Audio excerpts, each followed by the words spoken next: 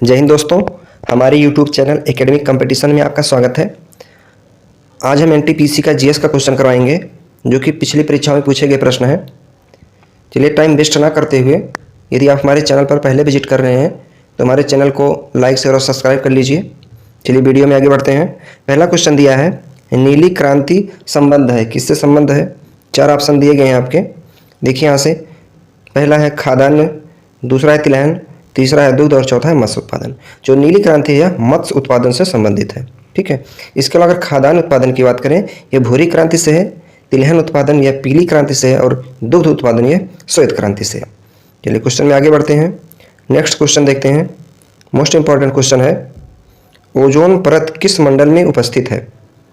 4 मंडल दिए गए यहाँ पर, 4 ऑप्शन है, क्षोभ मंडल, समताप मंडल, आयन मंडल और बाह्य मंडल में। ये जो ओजोन परत है ये किस मंडल में है? समताप मंडल में है। समताप मंडल के निचले हिस्से में आता है। ठीक है। और इसका जो विस्तार है ये प्रायः 15 किलोमीटर से लेकर 35 किलोमीटर के बीच होता है। ये जो ओजोन परत होता है यह सूर्य से आने वाली पराबैंगनी किरण को अवशोषित कर लेती है और पृथ्वी को उसके हानिकारक प्रभाव से रक्षा करती है। चलिए नेक्स्ट देखते हैं। ये भी मोस्ट इंपॉर्टेंट क्वेश्चन है, आया हुआ क्वेश्चन है ये, बॉक्साइट निम्न में से किसका अयस्क है? सीसा का, एल्युमिनियम का, जस्ता का और तांबा का। ठीक है। 4 ऑप्शन हैं, इसमें से सही बताना है। जो बॉक्साइट होता है ये किसका अयस्क है? एल्युमिनियम का है। ऑप्शन नंबर बी सही हो जाएगा। किसका है? एल्युमिनियम का। इसके अलावा और बात करें, एल्युमिनियम के और अन्य अयस्क हैं जैसे क्रायोलाइट हो गया, कारिडोर, डायस्पोरा हो गया, ये सभी क्या है? बॉक्साइट के एल्युमिनियम के अयस्क हैं। इसके अलावा बॉक्साइट के खनन में जो है ऑस्ट्रेलिया है, इसका पहला स्थान है। इसके अलावा गिनी, जमैका, ब्राज़ील तथा अन्य उत्पादक देश शामिल हैं। चलिए अगला देखते हैं। नेक्स्ट क्वेश्चन, पृथ्वी के सबसे निकटतम ग्रह कौन सा है? पृथ्वी का सबसे निकटतम ग्रह आपको बताना है, बुध, शुक्र, मंगल, बृहस्पति। ये जो शुक्र ग्रह है यह पृथ्वी के सबसे निकटतम ग्रह है। ठीक है। और इसी को पृथ्वी का जुड़ा बहन भी कहा जाता है। अगला क्वेश्चन देखते हैं, जहांगीर के दरबार में पक्षियों का सबसे बड़ा चित्रकार कौन था? पहला ख्वाजा अब्दुल समद, सैयद अली तबीजी, बसवन और मंसूर। ये जो मंसूर था ये जहांगीर के दरबार में पक्षियों का सबसे बड़ा चित्रकार था। ऑप्शन नंबर आपका डी सही हो जाएगा। नेक्स्ट क्वेश्चन देखते हैं।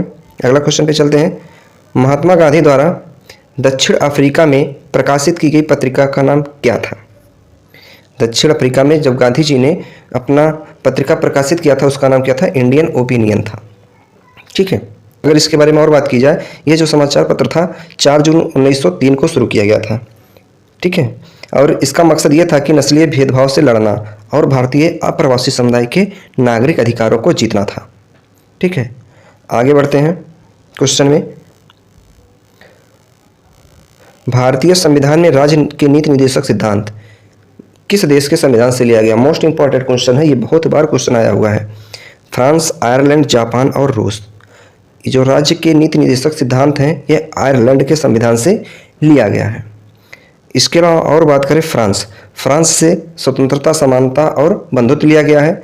जापान के संविधान से कानून द्वारा स्थापित प्रक्रिया ली गई है और रूस के संविधान से मौलिक अधिकार लिया गया है जो भाग 4 में है। नेक्स्ट देखते हैं, भारत का सर्वाधिक घना आबादी वाला राज्य कौन सा है? ये 2011 की जनगणना के अनुसार बताना है। देखिए, बिहार, उत्तर प्रदेश, केरल, पश्चिम बंगाल। जो बिहार है ये 2011 की जनगणना के अनुसार भारत का सर्वाधिक घना आबादी वाला राज्य है। ठीक है। और इसके अलावा बात की जाए, इसका जो घनत्व है 2011 में 324 से बढ़कर 382 व्यक्ति प्रति वर्ग किलोमीटर हो गया है। और यहाँ से बिहार में सबसे अधिक जनसंख्या घनत्व 1106 व्यक्ति प्रति किलोमीटर है। इसके बाद बंगाल का नंबर आता है, फिर उसके बाद केरल है। ठीक है। चलिए आगे बढ़ते हैं। देखिए यहाँ से रीजनिंग का क्वेश्चन है। श्रृंखला एक दी गई है, IJK, NPO, SUT। इसके बाद बताना है क्या आएगा, इस रिक्त स्थान में क्या आएगा। ठीक है। चलिए अगर I से N जाते हैं तो कितना 4 बढ़ा है, फिर J से P जाएंगे तब भी 4 बढ़ा है, और K से O जाएंगे तब 4 बढ़ा है, N से S जाएंगे फिर 4 बढ़ेगा, O से आएंगे P से S पे जाएंगे तो 4 प्लस हो रहा है, और O से T पे जाएंगे तब भी 4 बढ़ रहा है। इसी प्रकार S से जब 4 बढ़ेंगे तो X आएगा, U से 4 बढ़ेंगे तो Z आएगा, और T से 4 बढ़ेंगे तो कितना आएगा? Y आएगा। तो इसका मतलब इसमें कौन सा आपका आंसर हो जाएगा? X Z Y, option number C सही हो जाएगा, एक्स जेड वाई। ठीक है, चलिए आगे बढ़ते हैं। नेक्स्ट क्वेश्चन है, देखिए यहाँ से भी श्रृंखला से संबंधित क्वेश्चन है। श्रृंखला दिया है 12, 22, 33, 45, 58। इसके बाद क्या आएगा यहाँ पे आपको बताना है। देखिए 12 से 22 हो गया, कितना बड़ा है, 10 बड़ा है।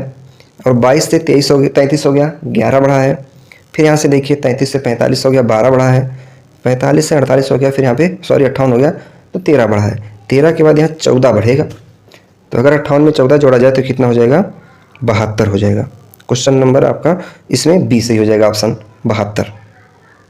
नेक्स्ट क्वेश्चन देखते हैं, निम्नलिखित में से कौन सा सही सुमेलित नहीं है। ठीक है, एक चीज ध्यान दीजिएगा, क्वेश्चन में देता नहीं है और है, यहाँ पर नहीं है ये बताना है। पहली पुस्तक का नाम दिया गया है तबकात ए नासरी, इसके लेखक यहाँ इस साइड में दिया गया है, ये लेखक हैं मिनहाज उस सिराज उस जस्मानी। क्या इस पुस्तक के लेखक ये हैं? हाँ ये हैं, सही है पहला। और सही नहीं ये बताना है। दूसरा है तारीख ए फिरोज शाही, इसके लेखक शम्स ए सिराज हफीज हैं, हाँ ये भी सही है। दूसरा है तुगलकनामा, ये गलत है, सही नहीं है। और हुमायूंनामा गुलबदन बेगम, इनकी बहन थी, इन्होंने लिखा है। अगर यहाँ से इसकी बात की जाए तुगलकनामा, तो इसको किसने लिखा था, अमीर खुसरो ने लिखा था, तो यही आपका सही हो जाएगा, ऑप्शन नंबर सी। तुगलकनामा यही क्या है, सुमेलित नहीं है। इसकी पुस्तक का नाम जो है तुगलकनामा इब्न बतूता ने नहीं बल्कि अमीर खुसरो ने लिखा था। आइए अगला देखते हैं। मोस्ट इंपॉर्टेंट बुक का नाम यहाँ पे दिया है द एक्सीडेंटल प्राइम मिनिस्टर, इस पुस्तक के लेखक कौन है ये बताना है।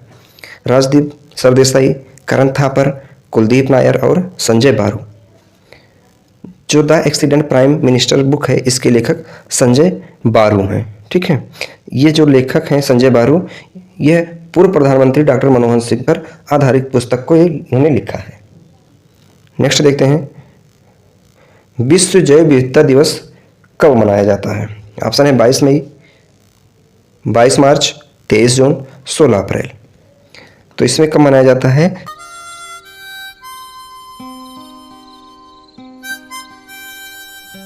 नेक्स्ट क्वेश्चन देखते हैं। उत्तर प्रदेश में पूर्वांचल एक्सप्रेस मार्ग जो है वो निम्नलिखित में से किस नगर से नहीं गुजरता, मतलब किस जिले से होकर नहीं गुजरता है। अयोध्या से जाता ही है, बस्ती से नहीं जाता, तो आपका ऑप्शन नंबर क्या हो जाएगा, बी बस्ती। यहाँ से पूर्वांचल एक्सप्रेसवे नहीं जाता है। और कहाँ कहाँ से जाता है ये देखिए, जो ये 9 जिलों से होकर जाता है, जिसमें लखनऊ, सुल्तानपुर, अयोध्या, अम्बेडकर नगर, आजमगढ़, बाराबंकी, अमेठी, मऊ और गाजीपुर से होकर यह गुजरता है। और इस एक्सप्रेसवे की कुल लंबाई है 343 किलोमीटर। ठीक है, आगे चलते हैं क्वेश्चन में। नेक्स्ट क्वेश्चन दिया है 2011 की जनगणना के अनुसार उत्तर प्रदेश के निम्नलिखित जनपदों में से महिला साक्षरता दर सबसे कम है। रामपुर, बलरामपुर, श्रावस्ती और बहराइच। 4 ऑप्शन दिए हैं, इसमें से जो श्रावस्ती है यहाँ पर महिला साक्षरता दर सबसे कम है। और श्रावस्ती में कितना है, 34.8% है। और बलरामपुर की बात की जाए, बलरामपुर में 38.43% है। बहराइच में जो है ये 39.5% है। रामपुर में 44.45% है। आगे देखते हैं, भारत में बाघ परियोजना कब शुरू की गई थी। जो बाघ परियोजना है ये भारत में कब शुरू की गई थी। ऑप्शन है 1968, 1972, 1984, नन ऑफ दीज, मतलब इनमें से कोई नहीं। देखिए जो बाघ परियोजना है ये 1973 में चालू की गई थी। ऑप्शन में है नहीं, इसका मतलब इसमें जो क्वेश्चन सही हो जाएगा option number D, none of this. 72 में मत लगा के आइएगा, 72 में लगा देंगे तो गलत हो जाएगा। जो 1972 इसमें एक्ट आया था और 1973 में इसकी स्थापना की गई थी। ठीक है, जो भारत में वन्य जीव संरक्षण अधिनियम 1972 के अंतर्गत 1 अप्रैल 1973 में संचालित की गई। और वर्तमान में कुल भारत में 55 टाइगर रिजर्व हैं। ठीक है, आगे बढ़ते हैं। नेक्स्ट क्वेश्चन है, भारत की निम्नलिखित नदियों में से कौन सी पश्चिम घाट से नहीं निकलती है। देखिए नहीं निकलती दिया है, गोदावरी हाँ ये निकलती है। इसके अलावा ताप्ती हाँ ये नहीं निकलती है। इसके अलावा कावेरी और कवम दोनों निकलती है। तो ऑप्शन कौन सा सही हो जाएगा, ताप्ती नदी। ताप्ती या फिर तापी नदी से बोला जाता है। अगर इस नदी की बात करें, यह नदी जो है मध्य प्रदेश के बैतूल जिले के मुलाई नामक स्थान के पास सतपुड़ा श्रेणी से निकलती है और भ्रंश घाटी से प्रवाहित होते हुए अरब सागर में जाकर मिल जाती है। नेक्स्ट क्वेश्चन देखिए, अगला दिया है निम्नलिखित में से कौन सा विटामिन सी का सबसे अच्छा स्रोत है। देखिए जो विटामिन सी है ये खट्टे फलों में पाया जाता है। पहला संतरा सबसे अच्छा पूछा है, संतरे में पाया जाता है लेकिन उतना नहीं पाया जाता। देखिए संतरा, सेब, गाजर, आंवला, सबसे खट्टा पदार्थ इसमें कौन सा है? आंवला है। तो सबसे ज़्यादा किस में पाया जाता है? आंवला में पाया जाता है। ठीक है, अगर यहाँ से बात की जाए आंवला की, तो आंवला में जो है विटामिन सी भरपूर मात्रा में पाया जाता है, और विटामिन सी का जो रासायनिक नाम होता है एस्कॉर्बिक एसिड होता है। अब विटामिन सी का क्या काम होता है? यह कोशिकाओं को बांध कर रखता है। 100 ग्राम प्रति आंवला में 600 ग्राम माइक्रोग्राम से 1800 माइक्रोग्राम तक विटामिन सी पाया जाता है। नेक्स्ट देखिए करंट अफेयर है। हाल ही में गूगल फॉर इंडिया 2024 इवेंट का उद्घाटन कहाँ हुआ? फिर आयोजन कहाँ पे हुआ है? ऑप्शन है मुंबई, पुणे, दिल्ली, बेंगलुरु। कहाँ पे हुआ? दिल्ली में हुआ है। एक करंट है। आगे देखते हैं नेक्स्ट क्वेश्चन। हाल ही में किस महाराष्ट्र सरकार ने स्वर्गीय वासुदेव गौरतंडे लाइफ टाइम अचीवमेंट पुरस्कार सम्मानित करेगी? मतलब किससे करेगी? ऑप्शन है रजत शर्मा, लक्ष्मण श्रेष्ठ, अनुराग जैन, केशव प्रसाद मौर्य। लक्ष्मण को करेगी। ठीक है, लक्ष्मण श्रेष्ठ को। ये ऑप्शन नंबर 20 सही हो जाएगा। ऐसे ही वीडियो के लिए हमारे चैनल को लाइक शेयर और सब्सक्राइब कर लीजिए। धन्यवाद।